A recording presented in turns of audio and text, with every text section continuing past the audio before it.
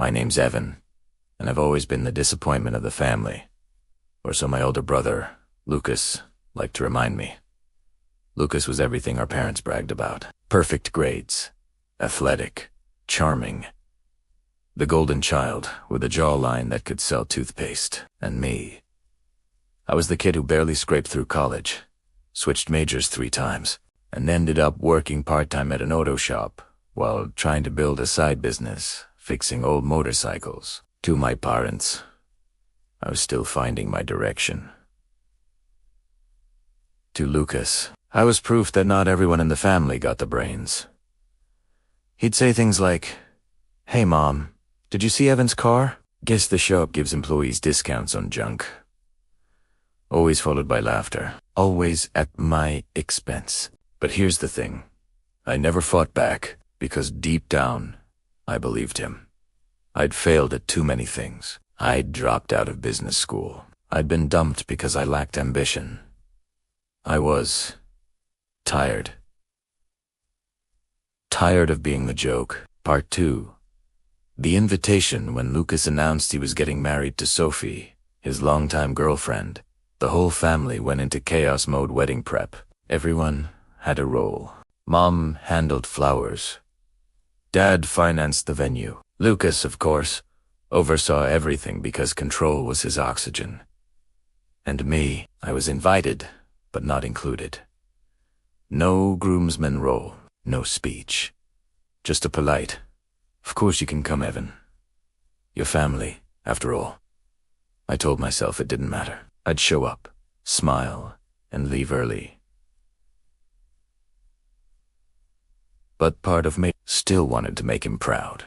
So I decided to buy them a real gift, not some card or toaster. I sold an old motorcycle ID, rebuilt my best work yet, and used the money to order them a custom hand-forged clock, engraved with their initials and wedding date. It cost more than I could afford, but I wanted to show I wasn't just the embarrassment he thought I was. I didn't know it then, but that clock would become part of his undoing. The day of the wedding was pure luxury, a lakeside venue. Champagne. Towers. A string quartet. Lucas looked every bit the prince he thought he was. And Sophie, she was glowing. When I walked in, Lucas grinned, that same mocking grin. "Wow, Evan, you clean up well. Didn't think you owned a suit?" The guest chuckled. I forced a laugh and took a seat in the back. It was fine. I was used to being in the punchline, but something was off. The best man, Mark, a quiet guy I'd never met before, kept glancing at me during the ceremony. At one point, I caught his eye, and he nodded slightly. Like he recognized me, but I didn't know him, or so I thought. Dinner, drinks, dancing. Everything perfect. Until the toasts, Lucas took the mic first. He gave a heartfelt speech to Sophie, to their parents, to his incredible support system. Then, as if the universe demanded it, "E tornetto," and to my brother, Evan, he said, smirking. We all know he's the free spirit of the family, the one still figuring out what he wants to do. Laughter rippled through the guests, but hey, at least he made it here on time. That's progress. The crowd laughed harder. I felt my face burn, my heart hammered in my chest. Every instinct screamed, "Walk out," but I didn't. I sat there, staring at my brother, trying not to show how much it stung. He wasn't done. "All jokes aside," Lucas said, pretending to get serious, "we love you, man. You're like the family's lovable screw-up. Every family needs one." The room roared. Sophie looked uncomfortable. My mother smiled weakly. And me, I clenched my fists under the table so tight, my nails cut my palm.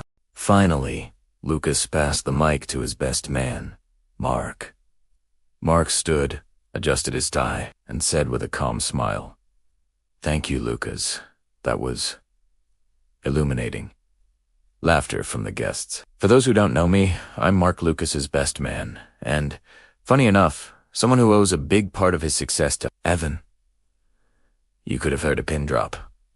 Lucas's smirk froze. Mark continued. Yeah, that's right. See, 5 years ago, my car broke down outside an old auto shop. I was broke, stressed, and ready to quit my startup. The guy who helped me, Evan, he not only fixed my car for free, he listened, gave me advice, encouraged me not to give up. He looked right at me. Evan? I never told you this, but that conversation changed my life. That company I almost gave up on. It's now Maverick Motors. We just hit our 3rd million in revenue last quarter. Gasps. Mark smiled, holding up his glass. I didn't just want to thank you privately. I wanted everyone, including your brother, to know that the so-called family embarrassment is the reason I even met Lucas in the first place. You introduced me to your cousin's garage network, remember?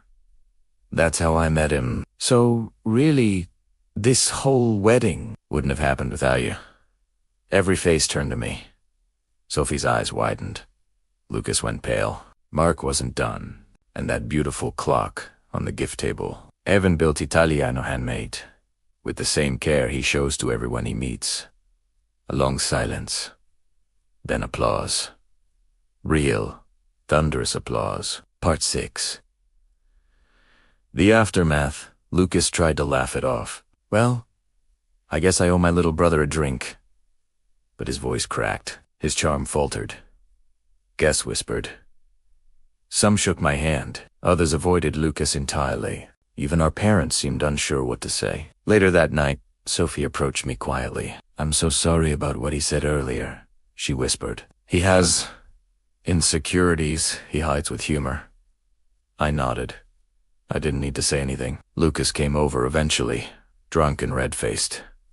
You think that was funny? Getting your buddy to embarrass me. I met his No, Lucas.